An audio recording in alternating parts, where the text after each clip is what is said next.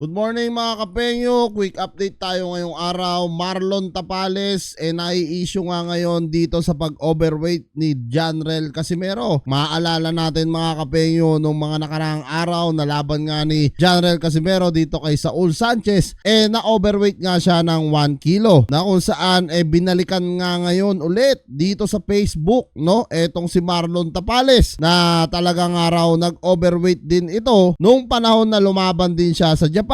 At ang question ngayon dito mga kapengyo, naban din ba etong si Marlon Tapales? Nagtry tayo mag-research sa Google, wala naman akong nakikita na naban etong si Marlon Tapales kahit man lang 6 months o 1 year. So tara mga kapengyo, wag na natin patagalin at sabay-sabay natin panoorin etong ang quick update natin dito kay Boy Bakal. Si Marlon Tapales kasi mga tol, nag-overweight kasi dati yan sa Japan. Unang depensa ng kanyang WBO bantamweight belt noong 2017. So dapat 118 pounds lang dapat sa bantamweight, pero nag-overweight po siya ng higit sa 119 pounds.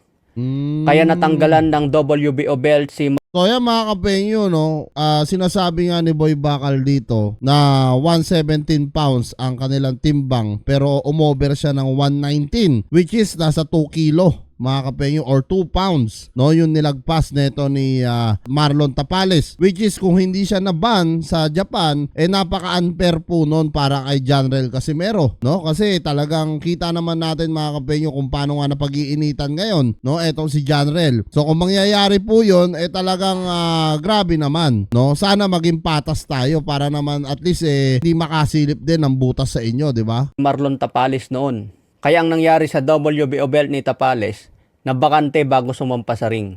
Kung manalo sana yung Japanese, magiging double. So dito mga kapengyo, no, parang sinasabi ni Boy Bakal nga na talagang nabakante lang yung belt, no, neto ni Marlon Tapales. Pero walang issue na naban. So paki-comment down below doon sa mga nakakaalam kung naban din ba, no, etong si Marlon Tapales. Kasi nagtry ako mag-research, wala talaga akong makita, no, doon sa Google nga kung naban siya or kahit 6 months lang or 3 months, no, para naman maging patas dito kay Utol Janrel. WBO bantamweight champion. Pero nanalo si Marlon Tapales via TKO sa round 11.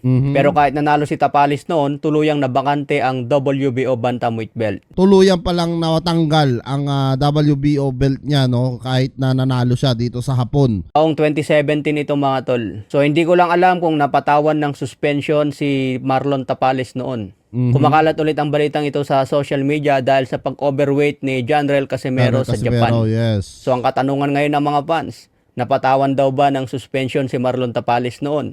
Yung pag-overweight ni Marlon Tapales, nabalita ito mga tol sa mga mainstream media.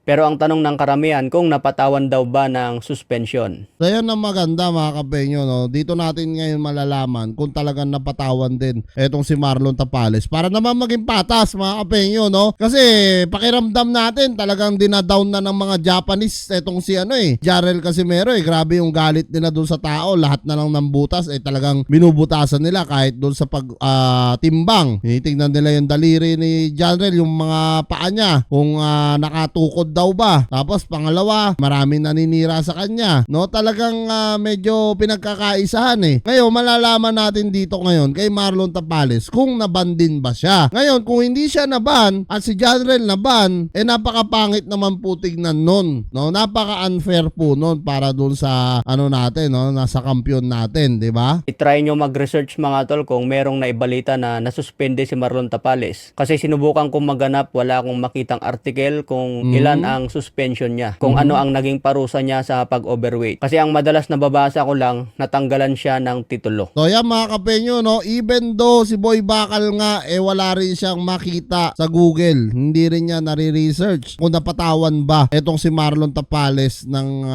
6 months ban or 1 year man lang. Kung ganun nga mangyayari, napaka-unfair po nun para sa ating mga Pilipino. So yan mga kapenyo, comment nyo na lang down below lahat ng mga opinion nyo at lahat po yan mabasa ko. Maraming salamat mga kapengyo dito sa panonood nyo sa ating quick update. Comment nyo na lang down below yung mga ibang request nyo na gusto nyo ipa-reaction video sa akin at gagawa natin yan. Maraming salamat mga kapengyo at kita-kita tayo sa susunod kong reaction videos.